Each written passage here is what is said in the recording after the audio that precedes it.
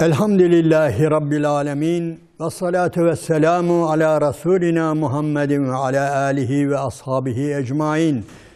Allah'ın selamı, rahmeti, bereketi üzerinize olsun aziz ve muhterem izleyenlerim. Kur'an İklimi programı yapıyoruz ve Maide suresi ayet-i kerimeleri üzerinde konuşacağız. Buyuruyor ki Rabbimiz Bismillahirrahmanirrahim. Ve gâletil yehudu yedullahi mağlule. Yahudiler dediler ki Allah'ın eli sıkıdır dediler. Ve bundan dolayı da tabii lanete uğradılar. Gullet eydihim ve lu'inu bima galu. Elleri kuruyasıcalar anlamına da gelir. Yani kendiler böyledir anlamına da gelir bu kelime. Muhterem izleyenlerim, kim dedi bunu? Yahudilerin hepsi mi bu düşüncedeler, hepsi mi böyle dedi? Hayır.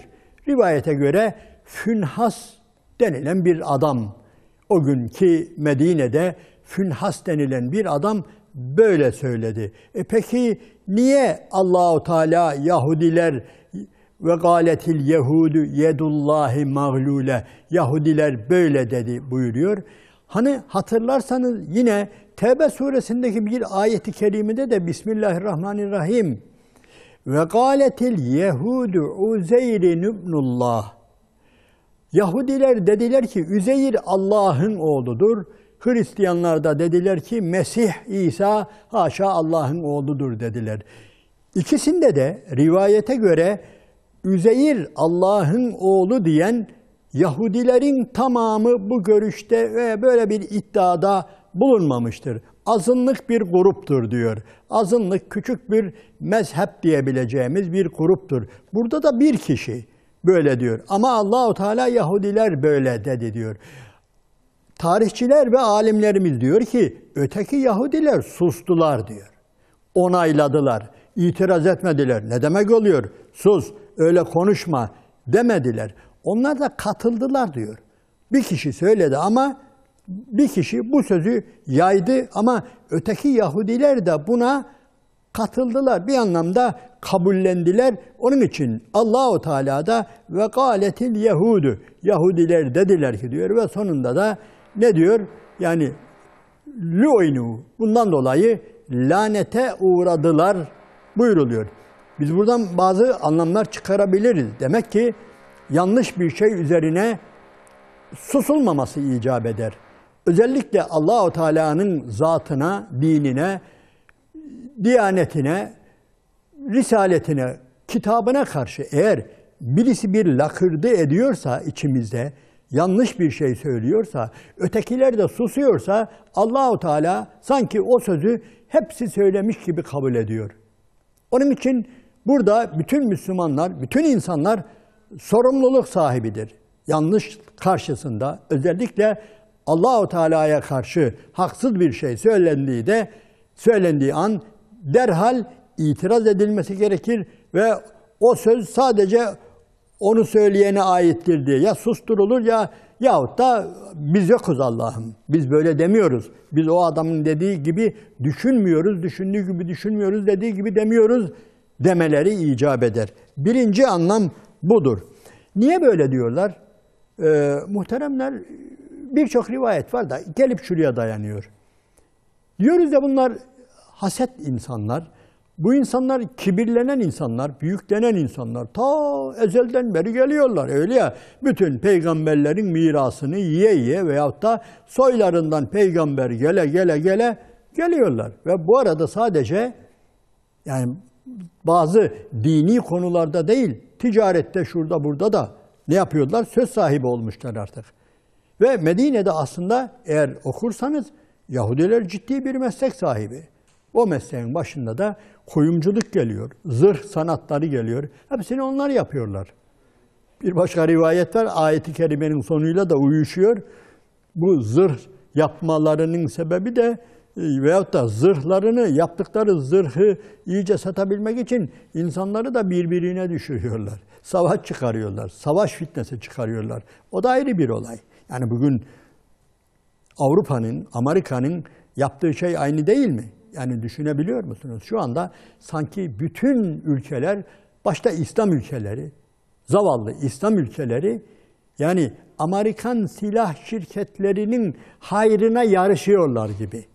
Yani silah patronlarının, silah fabrikatörlerinin hayrına, iyiliğine yarışırcasına aptalca birbirleriyle savaştıkları gibi onlar da tabii bunları körüklüyor. Depolar silah dolu. Ne olacak? Bunlar satılacak. Kime satılacak? İşte aptallar bellidir ortada. Birbirlerine düşman yapılacak insanlar bellidir. Bu kadar bir anlamda basittir. Yahudilerin kökeninde bu var. Fesat, harp çıkararak fesat çıkartmak ayet-i kerimenin sonunda gelecek. Bu Yahudilerin tıynetinde vardır. Evet, bir de Müslümanlar hemen toparlanmışlar. Yani ilk defa geldiklerinde, özellikle Mekke'den Medine'ye hicret ettiklerinde durumları iyi değildi. Ensar kucak açtı onlara. Eğer Ensar kucak açmasaydı, yani hatta kucak açtıkları anda da hep böyle yardıma ihtiyaçları olan, yardımla ayakta duran, yani birileri onları götürecek, yemek yedirecek, evinde barındıracak, bir şeyler yapacak ki bunlar ayakta durabilsin. Ama işlerinde başta Abdurrahman bin Avf, Hazreti Osman gibi insanlar derhal toparlandılar. Yani onların ticaret kabiliyetleri olduğu için derhal toparlandılar. Öteki Müslümanlar da toparlandılar. Yani muhacirler hiç durmadan şeye muhtaç olmadılar. Yani Ensar'a muhtaç olmadılar. Derhal toparlandılar. Ticaretle, başka şeylerle, zaten Bedir'le birlikte ganimetler de gelmeye başladı. Yani epeyce ganimet yoluyla da Müslümanlar zenginledi. Ticaret yoluyla da bunu da çekemediler. Yahudiler bunu da çekemediler ve kendilerinin durumları biraz kötüye gitti. Bir rivayete göre bundan dolayı ve gâletil yehudu yedullahi mağlule. Yahudiler dediler ki Allah'ın eli sıkıdır dediler. Halbuki Allahu Teala, tabii bu Allah'ı gazaba getiren bir sözdür bu. Yani belki bazı sözler bize basit gibi geliyor da, yani bu konuya daha önce de temas ettim, belki hatırlarsınız. Muhterem izleyenlerim, küçücük bir söz bizim ağzımızdan çıkıveriyor. Ama Allah-u Teala bunu nasıl karşılıyor? Burası çok önemlidir. Keburat kelimeten tahrucu min efvahihim. Niye diyorlar? Allah-u Teala ne diyor? Ağızlarından öyle bir kelime çıkıyor ki bunların, öylesine büyük bir kelime, öylesine dehşet bir kelime. Nedir? Haşa Allah'ın oğlu var. Haşa Allah evlat edindi sözü söyleyene kolay geliyor. İsa Allah'ın oğludur haşa. O kadar kolay geliyor ki. Ama Allahu Teala ne buyuruyor? Keburat kelimeten tahrucu min efvahim. Ağızlarından çıkan o söz çok büyük bir söz. Hatta Meryem suresinde çok daha ilginç anlatıyor Allahu Teala. Buyuruyor ki Bismillahirrahmanirrahim ve kâlüttehazerrahmanu veleda. Dediler ki Rahman velet edindi. Yani Allah bir erkek evlat edindi kendisine dediler diyor. Tekâdü's semâvâtu yetefattarna minhu. Neredeyse diyor, dikkat ediniz burası çok önemlidir. Hatta buradan var ya başka yerlere de gidilebilir. Buyuruyor ki neredeyse bundan dolayı, yani Hristiyanların haşa Allah kendisine bir erkek evlat edindi sözünden dolayı tekâdü's semâvâtu yetefattarna minhu. Yani bundan dolayı gökler çatır çatır çatırdayacaktı. Neredeyse diyor. Tekâdü's semâvâtu yetefattarna minhu.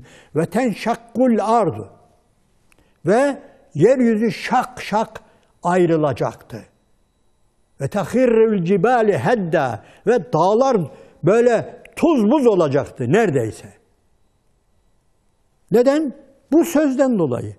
Allah Allah. Öyle mi? Bize böyle kolay geliyor ya. İnsanoğluna çok çok kolay geliyor bazı sözler. Hele Allah-u Teala'nın zatı hakkında ettiğimiz lakırdılara çok çok dikkat etmemiz lazım. Elbette haşa biz böyle lakırdılar etmeyiz de biz de bazen yapıyoruz ha. Yani güya fıkra anlatırken veya espri yaparken veya buna benzer bazen haddi aşıyoruz. Bize kolay geliyor. Bize kolay geliyor. Ama gelin bir de Allah-u Teala'dan sorun bunu.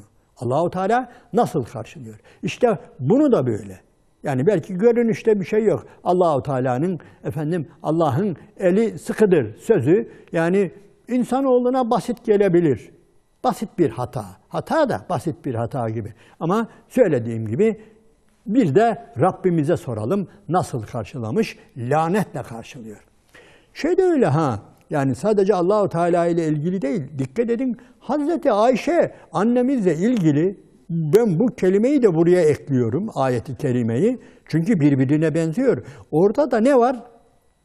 Orada da Hazreti Ayşe annemize iftira var. Ve dikkat edin Allahu Teala buyuruyor ki İz telakkavnehu bi elsinetikum ve tekulune bi efvahikum. Yani konuşuyordunuz diyor. Yani böyle ondan alıp oradan oraya taşıyordunuz. İz telakkavnehu bi elsinetikum ve tekulune bi efvahikum ve tahsebunehu heyyinen ve huve indallahi azim. Ve bunu basit bir şey zannediyordunuz diyor. Halbuki bu Allah katında azamet. Yani çok büyük bir vebaldi. Yani Allah'a sorun siz bunu. Namuslu bir kadına zina iftirası atmanın ne anlama geldiğini yani siz konuşuyorsunuz öyle. Duydun mu? Şöyleymiş diye. Ne kadar basit geliyor bize. Ama bir de Rabbimize soralım. Onun için muhteremler hep Allahu Teala'yı gözetmeliyiz. Allah ne der? Ben konuşuyorum ama ben böyle diyorum ama yani bu basit gibi geliyor. Şeytan bana bunu basit gösteriyor. Yani şuraya konmuş bu da hadis-i şerife dayanır tabii. Şuraya konmuş siyah bir leke, bir tanecik. Nasıl dışarıdan bazen konar ya dediğimiz zaman gidecek zannederiz diyor. Halbuki Müslüman öyle zannetmemelidir. Münafık öyle zanneder. Münafık bir günah işlediği zaman onu şuraya konulan bir siyah nokta zanneder ve bir üfleyişte onun oradan uçup gideceğini zanneder. Halbuki mümin diyor bir günah işlediği zaman biraz sonra tepesine yıkılacak arkasındaki bir kaya gibi. Bir kaya düşünün ayağa kalkmış ve biraz sonra güp diye Müslümanın üzerine düşecek. Müslüman günahı böyle görür. Bu bir abartı değildir. Doğru olan budur çünkü. Allah-u Teala'nın karşısında budur. Evet, onun için Yahudilerin bu sözünü Allah-u Teala ne yapıyor? Böylesine yani lanetle karşılıyor. Hatta biliyorsunuz Ali İmran suresinde de لَقَدْ سَمِعَ اللّٰهُ قَوْلَ الَّذ۪ينَ قَالُوا اِنَّ اللّٰهَ فَق۪يرٌ وَنَحْنُ اَغْنِيَا. Yahudiler dediler ki Allah Yahudilerin şöyle dediğini andolsun ki işitti. Nedir? Allah fakirdir, biz zenginiz dediğini işitti. O da buna benzer bir sebepten dolayı zırvaları yani. Yahudilerin zırvalarından birisi. Evet, demek ki Allah-u Teala ne yapıyor? Bunları lanetle karşılıyor ve burada bir kelime kullanıyor. Bel yedahu mebsudatani yunfiku keyfe yeşâ. Allah'ın iki eli de açıktır diyor. Allah'ın iki eli de açıktır. Ben buraya girmeyeceğim. İki elden maksat. Tabii ulema bunu cömertliğiyle, gücüyle, kuvvetiyle yorumluyor. Allah'ın bazı yerler yedullahi fevka eydihim. Yani biliyorsunuz innellezine yubayi'uneke innema yubayi'unallah. Sana biat edenler var ya, onlar Allah'a biat etmişlerdir. Allah'ın eli onların ellerinin üzerindedir falan derken işte alimlerim diyor ki bu Allah'ın gücüdür, kuvvetidir, izzetidir, azametidir diye yorumluyorlar. Ama bir takım görüşler de var, mücessime falan. Hayır, ne diyorsa odur. Ne diyorsa odur diyenler de var. Ne diyorsa odur ne demek? Yani iki elim var diyorsa iki eli vardır diyen görüşler de var. Ama bazıları bunu aynen haşa insanların eline benzettiği zaman bu tamamen küfre gider ama şöyle derse ona bir şey diyemez. İki elinden bahsediyorsa iki elidir. Vardır ama nasıl olduğuna biz karışmayız. Bilemeyiz. Keyfiyetini bilemeyiz. O ellerin nasıl olduğunu, ne olduğunu biz bilemeyiz. Vardır diyor, vardır. O kadar. Biz bunu geçiştiriyoruz. Muhterem izleyenlerim, burada Allah-u Teala tekrar bu ayeti kerimede yine Yahudilerin azgınlıklarının varıp hasede dayandığını yapıyor. Buyuruyor ki vele yezidenne kesiran minhum ma unzile ileyke min rabbike tuğyanen ve kufra. Resulüm, biz sana indirdikçe bizim sana indirdiklerimizden dolayı bunların küfürleri azıyor. Biz sana vahyettikçe, biz sana ayetlerimizi indirdikçe ve leyezidenne kesiran minhum ma unzile ileyke min rabbik. Rabbinden sana bir şeyler indirildikçe bunların tuğyanları, tağutlukları, azgınlıkları, küfürleri arttıkça artıyor. Mesela varıp hasede dayanıyor. Öyle ya. Yani şöyle yani düşünün, biraz hak verme değil de adamlar yani yıllar yılı, yüzyıllarca hep peygamber gelmiş. Kendilerden gelmiş. Vahiy kendilerden olmuş. Peygamber kendilerden soruluyor. Allah inancı kendilerden soruluyor. Yeryüzünün seçkin kulları hep böyle giderken birdenbire bir de bakıyorlar ki kendilerinin vahiy kesilmiş. Artık İsrailoğullarından bir vahiy alan birisi yok. Peygamberlik iddiasında bulunan birisi yok. Ama Arap çöllerinden birisi çıkmış. Ben Allah'ın Resulüyüm diyor ve Allah'ın ayetleri iniyor bana diyor. Onu insanlara okuyor. Gel sen buna tahammül et şimdi. Yani düne kadar yani bunlar yani gerçekten Hazreti Ömer'in dediği gibi bir innena kavmun e'azzenallahu bil İslam. Biz öyle bir kavmiz ki Allah bizi İslam'la aziz etti. Yani İslam'dan önce biz hiçbir şey değildik. Gerçekten de öyle. Şimdi böyle bir topluma haset ediyorlar. Yani burada haşa Yahudilere hak vermek değil de biraz anlamaya çalışıyoruz. Ya niye haset ediyorlar? Ederler. Ederler öyle ya. Yani düne kadar Davut onlardan, Süleyman onlardan. Yani ne kadar peygamber İshak'tı, Yusuf'tu hep onlardan. Devlet onlardan. Yani İslam devletini onlar kurmuş. Ondan sonra bu nimet ellerinden gitmiş. Müsaadenle ne yapacaklar? Tuğyan edecekler, azacaklar, küfredecekler, haset edecekler. Anlıyoruz yani Yahudilerin niçin haset ettiklerini anlıyoruz. Bizden gelmedi. Devam ediyordu. Halbuki Allah-u Teala ısrarla buyuruyor ki haşa Allah-u Teala mahkum değildir. Bütün peygamberleri sizden göndermeye mecbur da değildir, mahkum da değildir. Onun için kulillahümme malikel mülki tu'til mülke men teşâ ve tenzi'ul mülke mimmen teşâ. De ki ey Allah'ım mülk senin elindedir. Dilediğine verirsin, dilediğinden çekip alırsın. İşte bu böyledir. Buna da her insan kolay kolay tahammül edemiyor ve azgınlık yapıyor, azgınlıkla da kalmıyor, fesat çıkarıyor. Fesat çıkarıyor. Kendi maddi durumlarının tekrar eski yerine gelmesi için insanların birbirleriyle savaşmasını. Burada bu konuyu kısa geçelim. Yani Yahudiler sadece başkalarıyla savaşmak için burada yani şeyden bahsediyor Allah-u Teala. Savaş harbinde, harp ateşini yakarlar diyor. Bu harp ateşi başkalarıyla savaşma arzusu değil, başkalarını birbirleriyle tutuşturma ve kendilerinin selamete çıkma, güçlü kalma arzusudur buyuruluyor buradaki ayet-i kerimede ve bir de Allah-u Teala kıyamet gününe kadar onların arasına ne yapacak? Ayrılık sokacak, fitne sokacak. Yani ve elqayna beynehumul adavete vel bagdaa ila yevmil kıyamet. Kıyamet gününe kadar onların arasına buz, kin, düşmanlık yerleştireceğiz diyor.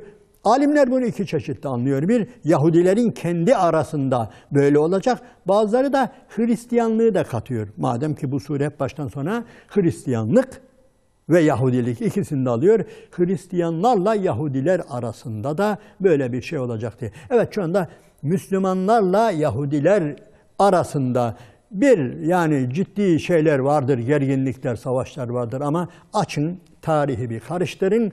Yüz binlerce insan birbirini öldürenler genellikle Yahudilerdir, Hristiyanlardır. Hristiyanlar özellikle çok yerine göre Yahudi kavimlerini katletmişlerdir. Kaldığımız yerden inşallah devam edeceğiz. Şimdilik Allah'ın selamı, rahmeti, bereketi üzerinize olsun aziz ve muhterem kardeşlerim.